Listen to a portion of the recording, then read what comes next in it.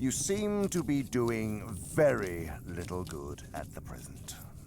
The use of your patient's love to distract his mind from the enemy is, of course, obvious, but you reveal what poor use you are making of it when you say that the whole question of distraction and his wandering mind has become one of the chief subjects of his prayers.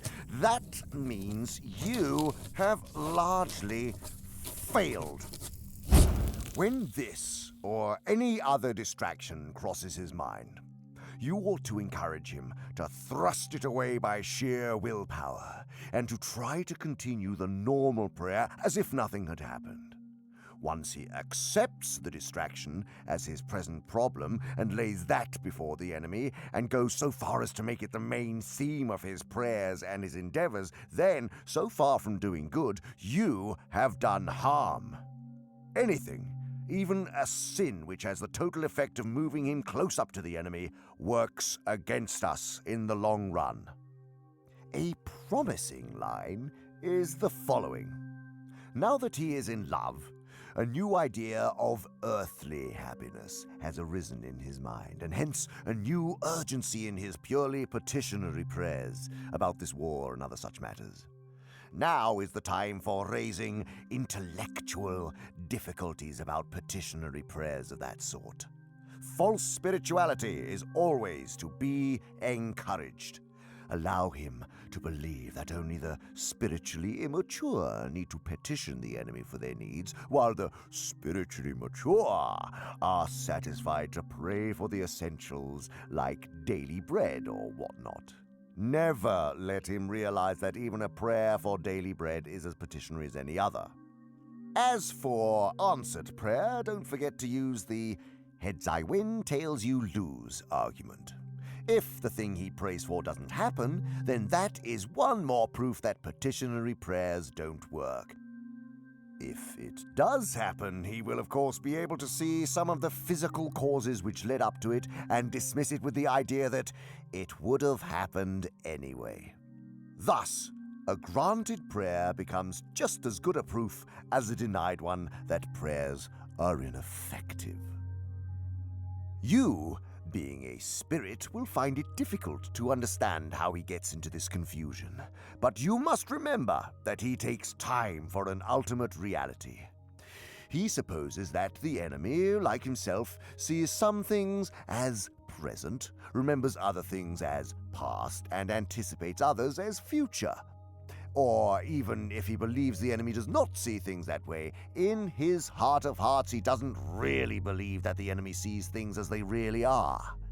If you try to explain to him that men's prayers today are one of the innumerable coordinates with which the enemy harmonizes the events of tomorrow, he would complain that the enemy always knew men were going to make those prayers, and if so, they did not pray freely but were predestined to do so.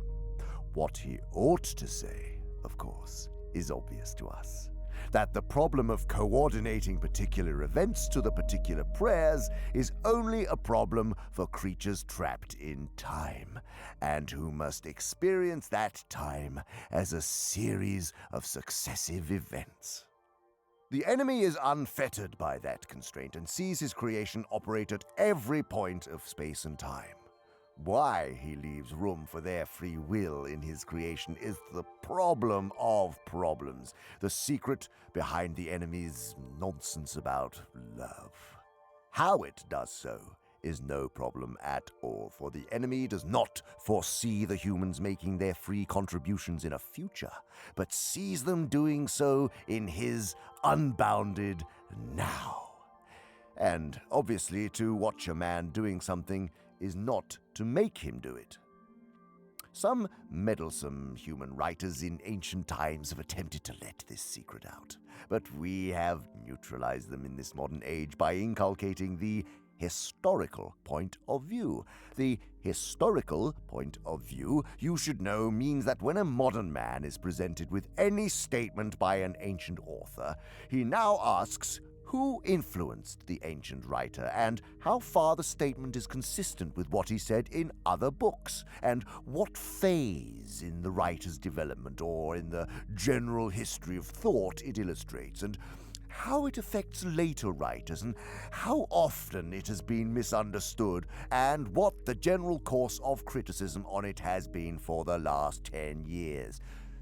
The one question we've persuaded him not to ask is whether what the ancient writers have written is true. Imagine that. To regard the ancient writer as a possible source of knowledge. To believe that what he said could possibly improve your thoughts or your behavior. This would be rejected as unutterably simple-minded. Thanks be to our Father and the historical point of view. Great scholars are now as little nourished by the past as the most ignorant school students who believe that history is bunk. Your affectionate uncle, Screwtape.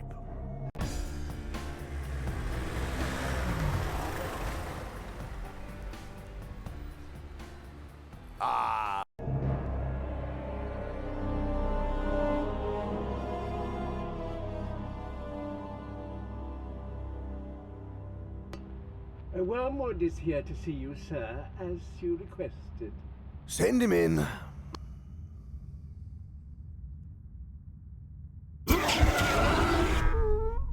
Uncle, Wormwood, what am I to do with you?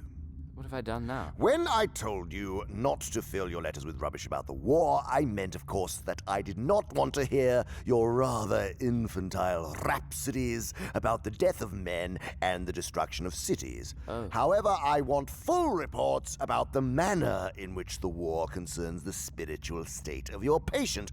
Why are you so singularly obtuse on this issue? Obtuse? This latest report, for example, you tell me with glee that there is reason to expect heavy air raids on the town where the creature lives. Yes. I have complained to you about this already. Your readiness to forget the main point in your enjoyment of human suffering. Do you not know that bombs kill men? Well, yes, I got that. Then do you not realize that the patient's death at this moment is precisely what we want to avoid? Do we? Yes. Look at your situation. He has escaped the worldly friends with whom you tried to entangle him, am I right? Yes. He has fallen in love with a very Christian woman and is temporarily immune from your attacks on his chastity, correct? Yes. And am I wrong to conclude that your various methods of corrupting his spiritual life have thus far been unsuccessful? Yes. I mean, no, you're not wrong. And though he has not been called to military service, he is now volunteering as the local air raid warden, serving his neighbors more charitably than ever before, and garnering the girl's respect all the more for it. Right. And to his utter surprise, he is enjoying his efforts more than he ever suspected and daily increasing his conscious dependency on the enemy. Well, yes. So, at the present moment, as the full impact of the war draws nearer and his worldly hopes take a proportionately lower place in his mind, he will almost certainly be lost to us if he is killed tonight. Oh. I sometimes wonder if you young fiends are not kept out on temptation duty too long at a time. The humans, of course, are meant to regard death as the prime evil and survival as the greatest good, but that is because we have taught them to do so. Do not let us be infected by our own propaganda. Your chief aim, as strange as it may seem, is the very same thing for which the patient's lover and his mother are praying, namely, his bodily safety. You should be guarding him like the apple of your eye. If he dies now, you lose him. If he survives the war, there is always hope. The enemy has guarded him from you through the very first wave of temptations, but if he can be kept alive, you have time itself as your ally. Think it through, Wormwood. The long, dull, monotonous years of middle-aged prosperity or middle-aged adversity are excellent campaigning weather. Monotonous, yes. You see? It is so hard for these creatures to persevere. The routine of adversity, the gradual decay of youthful loves and youthful hopes, the quiet despair, hardly felt as pain, of ever overcoming the chronic temptations with which we have again and again defeated them, the drabness which we create in their lives, and the inarticulate resentment with which we teach them to respond to it. All this provides admirable opportunities of wearing out a soul by attrition. Of course, attrition. And if, on the other hand, the middle years prove prosperous, our position is even stronger. Prosperity knits a man to the world. He feels that he is finding his place in it, while really it is finding its place in him. His increasing reputation, his widening circle of acquaintances, his sense of importance, the growing pressure of absorbing and agreeable work build up in him a sense of being really at home in Earth, which is just what we want. Is that why the young are generally less unwilling to die than the middle-aged and the old? Yes. The truth is that the enemy, having oddly destined these mere animals to life in his own eternal world, has guarded them pretty effectively from the danger of feeling at home anywhere else. That is why we must often wish long life to our patients. 80 years is not a day too much for the difficult task of unraveling their souls from heaven and building up a firm attachment to Earth. While they are young, we find them always shooting off at a tangent, even if we contrive to keep them ignorant of explicit religion, the incalculable winds of fantasy and music and beauty, the mere face of a girl or the song of a bird or the sight of a horizon are always blowing our whole structure away. So inveterate is their appetite for heaven that our best method of attaching them to Earth at this stage is to make them believe that Earth can be turned into heaven at some future date by politics or science or psychology or whatnot. Real worldliness is a work of time, assisted, of course, by pride, for we teach them to describe the creeping death as good sense or maturity or experience. Right. Well, thank you, Uncle. Experience, in the peculiar sense we teach them to give it, is, by the by, a most useful word. A great human philosopher nearly let our secret out when he said that, where virtue is concerned, experience is the mother of illusion. But thanks to a change in thinking, and also, of course, due to the historical point of view, we have largely rendered his words innocuous. I've got it, Uncle. Experience, death, time. All very important. You may gauge the value of time by the fact that the enemy allows us so little of it. What are we given to do our work? A paltry 60 or 70 human years? Well, there is our opportunity. The smaller the amount of time, the better we must use it. Right, sir. Right. Hear me well, Wormwood. Yes. Whatever you do, keep your patient as safe as you possibly can. Oh, I will, sir. I will. You can count on me.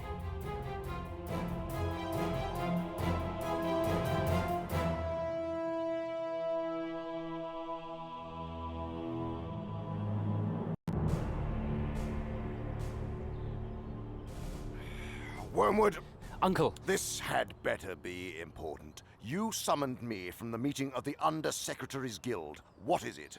I've just received word from Lichtspleen that the German humans will bombard my patient's town. Yes? And my patient's duties as an air raid warden will keep him in the thick of the danger. Ah, I see. So we must consider our policy. Well, that's right.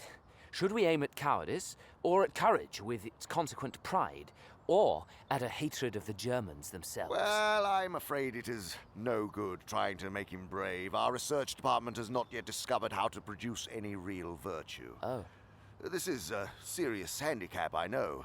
To be greatly and effectively wicked, a man needs some virtue. What would Attila the Hun have been without his courage?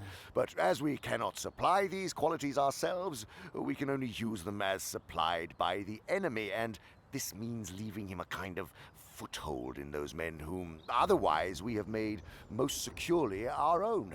A very unsatisfactory arrangement, but I trust we shall one day learn to do better. Hatred, then? Ah, that we can manage. The tension of human nerves during noise, danger, and fatigue makes them prone to any violent emotion, and it is only a question of guiding this susceptibility into the right channels. If conscience resists, muddle him. Let him say that he feels hatred, not on his own behalf, but on that of the women and the children. Let him think that a Christian is told to forgive his own, not other people's enemies. In other words, let him consider himself sufficiently identified with the women and children to feel hatred on their behalf, but not sufficiently identified to regard their enemies as his own and therefore proper objects of forgiveness. All right. Hatred it is. But hatred is best combined with fear. Cowardice alone of all the vices is purely painful, horrible to anticipate, horrible to feel, horrible to remember. Hatred, on the other hand, has its pleasures, and it is therefore often the compensation by which a frightened man reimburses himself for the miseries of fear. The more he fears, the more he will hate. And hatred is also a great anodyne for shame. To make a deep wound in his charity, you should therefore first defeat his courage. Yes, sir. Then I will induce him to cowardice. Hang on. This is a ticklish business, Wormwood. We have made men proud of most vices, but not of cowardice. Whenever we have almost succeeded in doing so, the enemy permits a war, or an earthquake, or some other calamity, and at once courage becomes so obviously lovely and important, even in human eyes, that all our work is undone. And this is still at least one vice of which they feel genuine shame. The danger of inducing cowardice in our patients, therefore, is that we may produce real self-knowledge and self-loathing with consequent repentance and humility. And in fact, in the last war, thousands of humans, by discovering their own cowardice, discovered a whole moral world for the first time. In peace, we can make many of them ignore good and evil entirely. In danger, the issue is forced upon them in a guise to which even we cannot blind them. Then it's a dilemma. A cruel one, to be sure. If we promoted justice and charity among men, we should be playing directly into the enemy's hands. But if we guide them to the opposite behavior, this sooner or later produces a war or a revolution. And the undisguisable issue of cowardice or courage awakes thousands of men from moral stupor. This, indeed, is probably one of the enemy's motives for creating a dangerous world. A world in which moral issues really come to the point. He sees, as well as you do, that courage is not simply one of the virtues, but the form of every virtue at the testing point, which means at the point of highest reality. A chastity or honesty or mercy which yields to danger will be chaste or honest or merciful only on conditions. Remember, Pilate was merciful till it became risky. It is therefore possible to lose as much as we gain by making your man a coward. He may learn too much about himself. What if... What if what? Speak up if you're actually thinking for once. There is a chance that if we don't get rid of the shame, perhaps we could aggravate it and produce something else instead. Despair. Yes. That's a good thought, Wormwood. This would be a great Despair. triumph, and it would show that he had believed in and accepted the enemy's forgiveness of his other sins only because he himself did not fully feel their sinfulness. But I fear you have already let him get too far in the enemy's school, and he knows that despair is a greater sin than any of the sins which provoke it. What then would be the best technique to tempt him towards cowardice? Get his mind into a series of imaginary scenarios. Right. If A happened, though I very much hope it won't, I could do B. And if the worst came to the worst, I could always do C. See. Superstitions, if not recognized as such, can be awakened. So that what was intended to be a total commitment to duty becomes honeycombed all through with little unconscious reservations by building up a series of imaginary expedients to prevent the worst coming to the worst. You may produce at that level of his will which he is not aware of a determination that the worst shall not come to the worst. Then, at the moment of real terror, rush it out into his nerves and muscles, and you may get the fatal act done before he knows what you're about. For remember, the act of cowardice is all that matters. The emotion of fear is in itself no sin, and though we enjoy it, it does us no good. Here come the bombers. Good.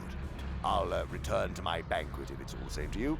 Thank you, Uncle. And don't become drunk on the death and destruction. You need to keep your wits about you.